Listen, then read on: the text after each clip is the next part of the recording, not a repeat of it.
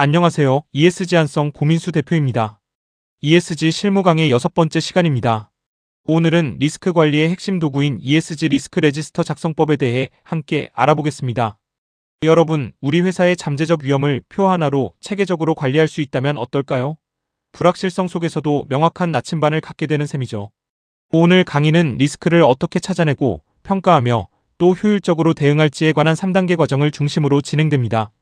단순히 이론을 배우는 것이 아니라 여러분의 실무 현장에 바로 적용 가능한 도구를 함께 만들어 나갈 텐데요. 리스크 관리는 막연한 걱정을 구체적인 대응 전략으로 바꾸는 과정입니다. 오늘 강의를 통해 여러분의 업무에 실질적인 도움이 되는 관리 노하우를 확실히 얻어가시길 바랍니다. 자, 먼저 왜 우리가 이 리스크 레지스터를 작성해야 하는지 현업에서 흔히 겪는 고민부터 짚어보겠습니다.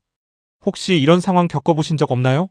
분명 우리 회사에 ESG 이슈가 있는 것 같은데 무엇부터 챙겨야 할지 막막하거나 사고가 터지고 나서야 뒤늦게 수습하느라 고생하는 경우, 혹은 여러 위험이 동시다발적으로 발생했을 때 무엇이 가장 시급한지 판단이 서지 않아 우왕좌왕했던 경험 말입니다. 오늘 우리가 배울 리스크 레지스터 작성법은 이런 고민을 해결하기 위한 4단계 학습 목표를 담고 있습니다. 첫째, 우리 회사의 ESG 위험을 빠짐없이 찾는 리스크 식별입니다. 둘째, 그 중에서도 무엇이 치명적인지 영향도와 시급성을 따져 등급을 매기는 평가 단계죠. 셋째, 위험별 대응 전략을 수립하고 마지막 네 번째로 이 모든 것을 한 장의 표로 정리해 살아있는 문서로 만드는 것입니다. 이 과정을 함께 따라오시면 이제 더 이상 불안해하지 않고 체계적으로 리스크를 관리하는 프로가 되실 겁니다. 리스크 관리라는 것이 처음 들으면 참 거창해 보이지만 핵심은 아주 단순합니다. 딱 3단계만 기억하세요. 바로 식별, 평가, 대응입니다. 먼저 식별 단계에서는 우리 회사에 어떤 위험이 도사리고 있는가? 라는 질문을 던집니다. 우리 회사의 환경, 사회, 지배구조 전반에서 발생 가능한 모든 요소를 샅샅이 찾아내는 것이죠. 그 다음 평가 단계로 넘어갑니다. 여기서의 질문은 그래서 그 위험이 얼마나 심각한가? 입니다. 무조건 모든 위험을 다 막을 수는 없으니까요. 피해 규모와 발생 가능성을 곱해 우선순위를 매기는 작업입니다. 마지막 대응 단계는 그럼 우리는 구체적으로 어떻게 막을 것인가? 를 고민합니다. 회피할지, 완화할지, 아니면 보험 등으로 전가할지 정하는 거죠. 이 3가지 흐름을 머릿속에 꼭 넣어주세요. 이제 이 순서대로 하나씩 자세히 파헤쳐 보겠습니다. 많은 분이 리스크 관리를 비용이라고 생각해서 부담스러워 하시는데요. 저는 오히려 반대로 말씀드리고 싶습니다.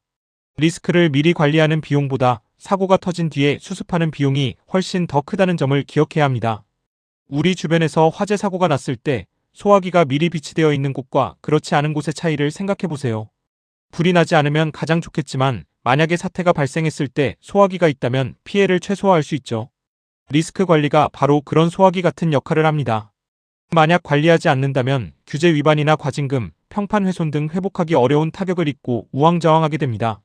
하지만 미리 관리하면 위험을 예방하거나 피해를 완화할 시간을 충분히 확보할 수 있고 자원을 급한 곳에 먼저 투입할 수 있어 투자자나 거래처에도 신뢰를 줄 수 있습니다. 여러분, 지금 당장 예방하는 것이 나중에 수습하는 것보다 훨씬 경제적이라는 사실 잊지 마세요. 이제 본격적으로 도구인 리스크 레지스터가 무엇인지 살펴보겠습니다. 한마디로 정의하자면 우리 회사 리스크 목록표입니다. 표를 보시면 영역 리스크 내용, 영향도, 발생 가능성, 위험 등급, 그리고 대응 계획까지 한눈에 들어오게 설계되어 있죠. 이렇게 표로 만드는 이유는 명확합니다. 수많은 위험 요소를 한자리에서 비교하고 정렬할 수 있기 때문입니다. 머릿속으로만 생각하면 자꾸 중요한 위험을 빠뜨리거나 똑같은 내용을 중복해서 고민하게 되는데 표로 정리하면 그런 실수를 획기적으로 줄일 수 있습니다. 특히 이 레지스터는 한번 만들고 끝나는 문서가 아니에요. 정기적으로 갱신하면서 마치 생명체처럼 살아있게 관리하는 것이 중요합니다. 오늘 강의를 통해 이 표를 왼쪽 식별부터 오른쪽 대응까지 빈틈없이 채워넣는 법을 연습해 볼 겁니다. 표를 채우는 과정은 앞서 배운 3단계 흐름을 따라갑니다.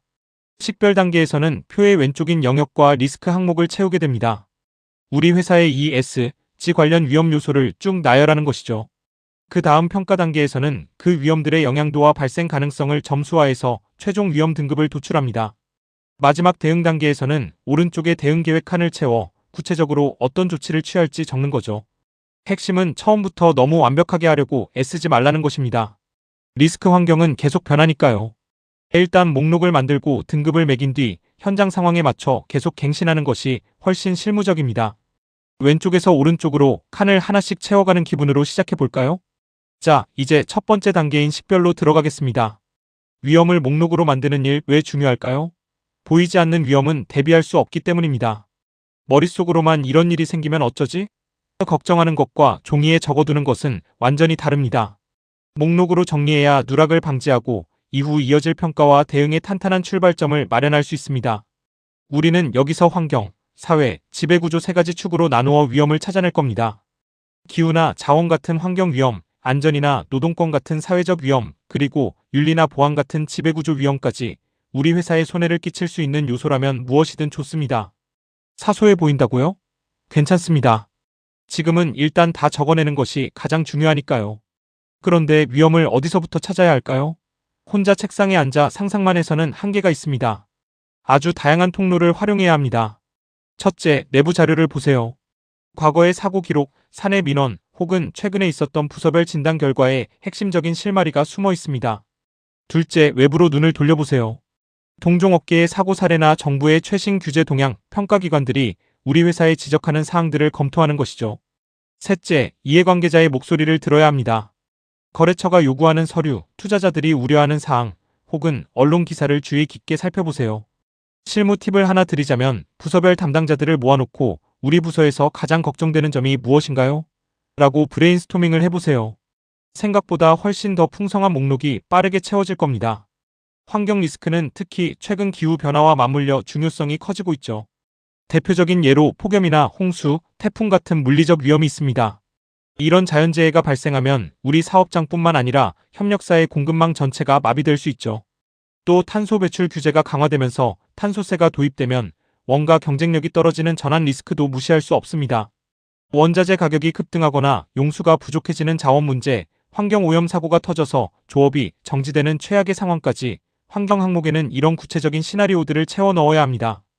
예를 들어 우리 공장의 폐수 처리 시설이 노후화되어 있는데 장마철에 넘치면 어떡하지?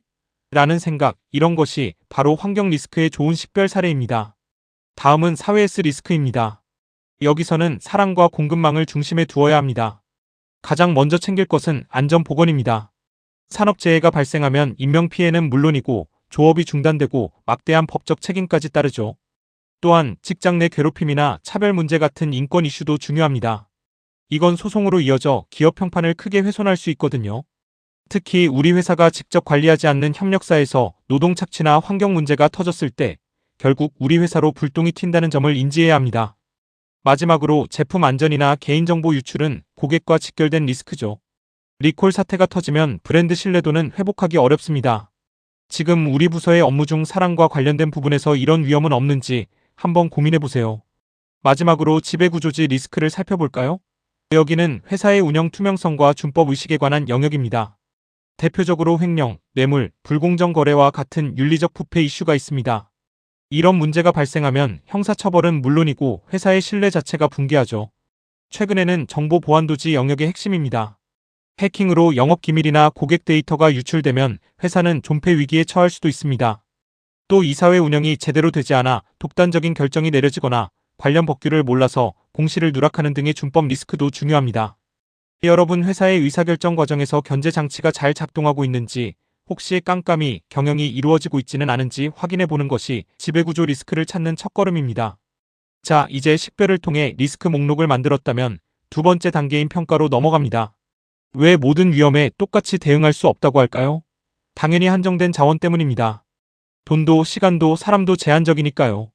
그래서 우선순위를 매기는 겁니다. 리스크를 평가하는 공식은 아주 간단합니다. 바로 위험 등급 영향도 발생 가능성입니다. 즉, 이 사고가 터졌을 때 피해 규모가 얼마나 큰지, 그리고 얼마나 자주 혹은 빨리 닥칠 가능성이 있는지를 곱하는 거죠.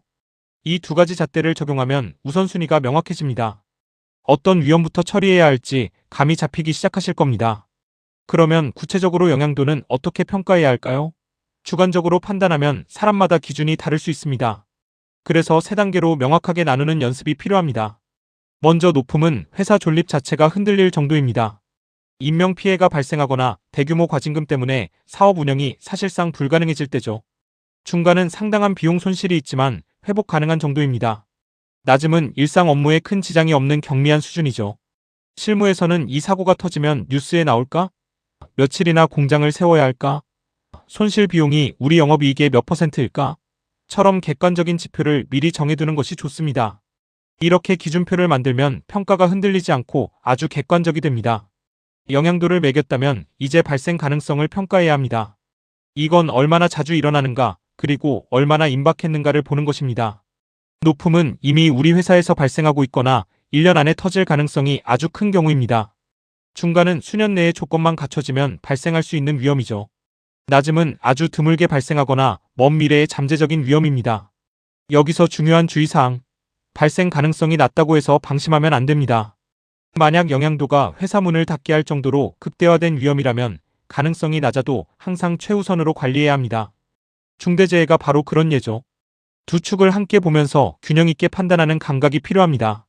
이제 식별한 위험들을 매트릭스 위에 올려볼까요? 영향도와 발생 가능성이라는 두 축이 만나는 지점이 바로 위험의 우선순위입니다.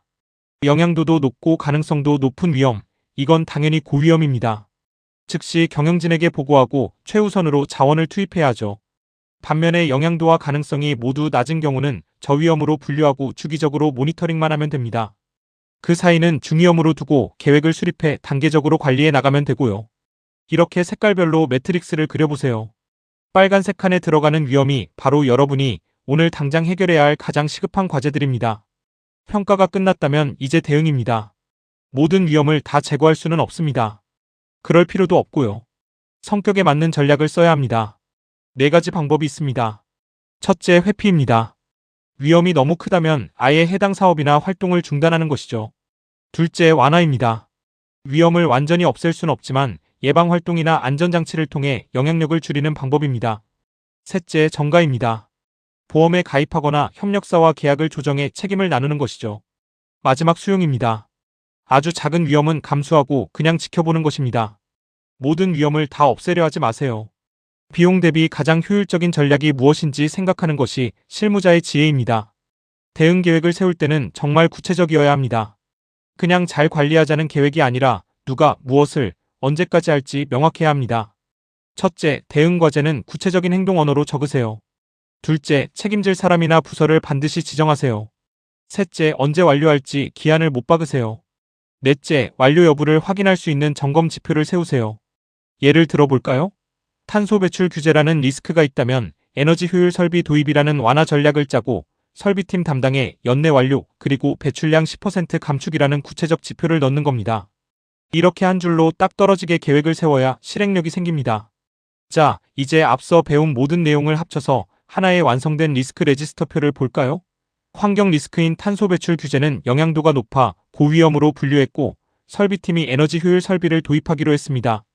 사회 리스크인 협력사 안전사고는 구매팀이 공급망 점검을 강화하기로 했죠. 이렇게 고위험부터 위로 정렬해두면 우리 회사가 지금 무엇에 집중해야 하는지 한눈에 보입니다. 이 표 자체가 회사의 나침반이 되는 겁니다. 여러분도 오늘 배운 형식을 바탕으로 우리 회사 고유의 리스크 레지스터를 이렇게 정리해보세요. 그 자체로 경영진에게 보고할 수 있는 훌륭한 전략 문서가 될 것입니다. 리스크 관리할 때 꼭 피해야 할 실수들이 있습니다. 가장 큰 실수는 만들고 방치하는 것입니다. 표를 만드는 것보다 더 어려운 게 유지하는 거거든요. 적어도 분기별로 한 번씩은 업데이트해야 합니다. 두 번째는 감으로 등급 매기기입니다. 아까 배운 명확한 기준표를 꼭 쓰세요. 세 번째는 대응 없는 식별입니다. 위험만 잔뜩 적어놓고 어떻게 할지 모르면 불안감만 커집니다. 마지막으로 담당자만의 문서가 되는 경우입니다. 이건 모두가 공유해야 합니다. 경영진과 부서 간의 소통이 없으면 리스크는 사각지대에서 터지기 마련이거든요. 이 4가지만 피해도 여러분의 리스크 관리는 상위 1%가 될 것입니다. 오늘 내용을 정리해 볼까요? 리스크 레지스터 작성은 딱 3단계입니다. 무엇이 위험한지 찾는 식별, 그 위험이 얼마나 심각한지 따지는 평가, 그리고 어떻게 대응할지 계획하는 대응까지. 질문 하나씩만 기억하세요. 무엇이 위험한가? 얼마나 위험한가? 어떻게 막을까? 이 3가지 질문에 대한 답을 표에 채워넣는 과정이 곧 리스크 관리의 전부입니다. 너무 복잡하게 생각하지 마세요. 처음에는 아주 간단한 리스트에서 시작해서 점점 살을 붙여 나가는 것입니다. 이 단순한 흐름이 여러분을 위험으로부터 보호하는 가장 강력한 방패가 될 것입니다. 마지막으로 오늘 강의에서 꼭 가져가야 할 3가지 핵심을 다시 강조합니다. 첫째, 일단 다 적으세요. 사소해 보여도 빠짐없이 목록으로 꺼내야 합니다. 둘째, 두 축으로 판정하세요. 영향도와 발생 가능성을 곱해서 우선순위를 정하는 것. 이것이 리스크 관리의 핵심 공식입니다. 셋째, 대응까지 적으세요. 담당자와 기한이 없는 계획은 그냥 희망사항일 뿐입니다. 이 세 가지만 기억해도 오늘 강의는 완벽하게 성공하신 겁니다. 여러분의 리스크 레지스터는 이제부터가 진짜 시작입니다. 강의가 끝나고 바로 해야 할 일이 있습니다. 오늘 바로 우리 회사 위험 5개만 골라서 레지스터표 초안을 작성해 보세요. 거창한 것이 아니라 아주 사소한 리스크라도 좋습니다. 그리고 다음 강의 예고를 하나 드릴게요. 이렇게 잘 만든 리스크 레지스터를 전사 조직에 어떻게 심고 관리 체계로 정착시킬지 다루는 ESG 관리 체계 구축편이 이어집니다. 리스크는 피하는 게 아니라 관리하는 것입니다. 오늘 여러분의 리스크 목록 5개를 작성해 보는 것, 그 작은 첫걸음이 우리 회사의 지속 가능성을 결정짓는 큰 변화가 될 것입니다. 그럼 다음 시간에 뵙겠습니다. 감사합니다.